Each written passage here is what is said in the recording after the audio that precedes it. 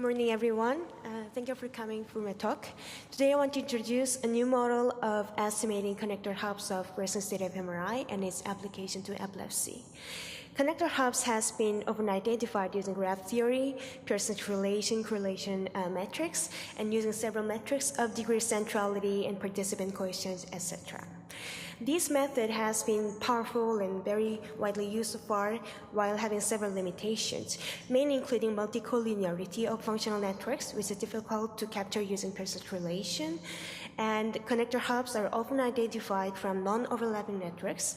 And even using those metrics, it is not clear how many and which networks are actually involved in these hubs, because those measures are basically measuring the number of connections, not the number of networks. So many methods has been proposed to overcome such limitation, including our recent work called SParsity-based analysis of reliable K-hubness. So basic idea is that given a functional MRI of individual subject, we can train the subject-specific dictionary of whole brain networks, which includes a set of temporal features and the corresponding spatial maps. So now the important question is, why do we need sparsity? The sparsity assumption here is that while the whole brain network can be described using a large number of networks, like 20 or 30 or more, the signal in a voxel can be represented by a smaller number of networks where sparsity comes from. And using this property, we can actually count the number of networks in each voxel, for which we call K-hubness, and also we can identify what they are. So thus giving us a map of K-hubness for each individual subject of linearly combined time courses and spatially overlapping functional networks. So we care about individual reliability of this hub estimation, and what we did is to apply bootstrap resampling approach motivated by the work of Pierre, and we resampled the data while we preserved the temporal structure in the brain in the fMRI score, and we applied the same sparse GLM to obtain the map of functional networks, and we get the and then during this process, we do the estimation of individual parameters, like the total number of whole networks in the brain, and also voxel-specific number of networks, which is the level of sparsity that we estimate. And then we apply the spatial clustering on all the results from our sparse estimation to get the finally statistically reproducible components of our hub estimation. So this is the real data results using our framework, and we found this is the group average of K-hubness from 25 healthy subjects obtained in 3 different sessions, and it shows a quite consistent distribution of K-hubness in our subjects. And also we did individual level estimation of intersession variability using root mean square error estimation, and it also shows not big significant difference between the long interval and short interval of those sessions. So now what matters is that not only the number of networks, the actual combination is reliable. Can we trust that? That's an important question. So what we did is, this is the sparse code for all gray matter voxels that we measure from the brain. And probably we would be interested in a region, and we can take a submetrics, and this is a sparse code.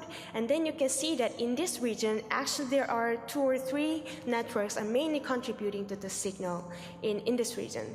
So this is actually individual K-hubness map that we randomly selected from the same data set, and you can see they're quite consistent across different sessions, and we are interested in PCC, posterior cingulate cortex in this example. And what we have found is similar to what Isik has said. We have found subnetworks of default mode network, actually, one including mainly the most core component of DMN, but the other one is actually including also the hippocampus as well. So we applied our approach on medial temporal lobe epilepsy patients, which is characterized by recurrent seizures originating in the medial temporal lobe. And the first treatment, is the drug administration, and for those who failed, surgical resection could be considered if an epileptogenic focus can be localized using different approaches, but seizure freedom may not be obtained up to 30% of the patients who had surgery. Indeed, abnormality outside the medial temporal lobe were found using different modalities in different studies, suggesting the presence of epileptogenic network involving other reasons than epileptogenic focus. Previous work in our lab, we did a seed-based connectivity on resonance study fMRI data, having our seed on pathological hippocampus, and found a decreased functional connectivity between the pathological and the contralateral hippocampi, and also with the default mode network.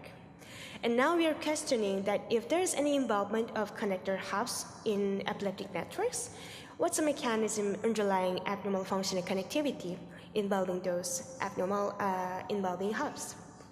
So in this work, we wanted to quantify hub abnormalities, connector hub abnormalities in medial temporal lobe epilepsy patients and identify epileptogenic networks involving those abnormal hubs in individual patients when compared to the consistent connector hub structure in healthy controls. So we had resonance state fMRI of 6 minutes without epileptic discharges on simultaneous EEG, and we had carefully selected 14 right and 6 left lateralized MTLE patients and 17 healthy controls. So for those subjects, we applied our method to identify connector hubs, and K-hubness, the number of networks in each voxel was measured, and we have a map of K-hubness for each subject, and our region of interest was medial temporal lobe and the default mode network. So basically to measure the reorganization of connector hubs using K-hubness, we used a simple linear regression model for K-hubness. So on the x-axis is the mean of the K-hubness within this region of interest across the subject inner control group, and normalized with standard deviation. And on the y-axis, we have the difference between the K-hubness in one patient and a group of controls in our inner group. And then we can estimate the disruption of hubs using the slope and emergence of new hubs as an intercept of this linear regression model. So here you can see our result in real data. Each dot indicates one patient, and you can see in the left and right medial temporal lobe regions, you can see a significant hub disruption in left and right lateralized patients when compared to controls. But when we look at the emergence of hubs in the same area using the same model, actually the emergence of new hubs was only predominantly found in right temporal lobe epilepsy patients, suggesting the different patterns of connector hub reorganization. What we can also do is patient-specific analysis of functional connectivity involving specific region of pathology in epilepsy and also other diseases. So here we are interested in hippocampus. At the bottom, you can see the K-hubness map from one patient with right lateralized medial temporal lobe epilepsy, and the red line indicates the ipsilateral hippocampus, and black line indicates contralateral. And you can see that while we show the K-hubness map, we also show which networks are actually involved in the hippocampus. You can see that temporal network, ipsilateral side is more connected, while the contralateral side is low. And the default mode network is the opposite. The pathological hippocampus is more or less isolated from the default mode network, while the other one on the contralateral side is still maintaining its connection. So by using this volume proportion, we can measure the laterality index for each network involving the hippocampus. And what we saw is in those networks involving the hippocampus, the laterality was significantly shown when compared to controls. And obviously, these patterns are not consensus in the group. So those networks can be temporal network or Salius network, and they also show different patterns across the subjects, across our patients, suggesting a different mechanism of hub reorganization in right and left-sided temporal lobe epilepsy.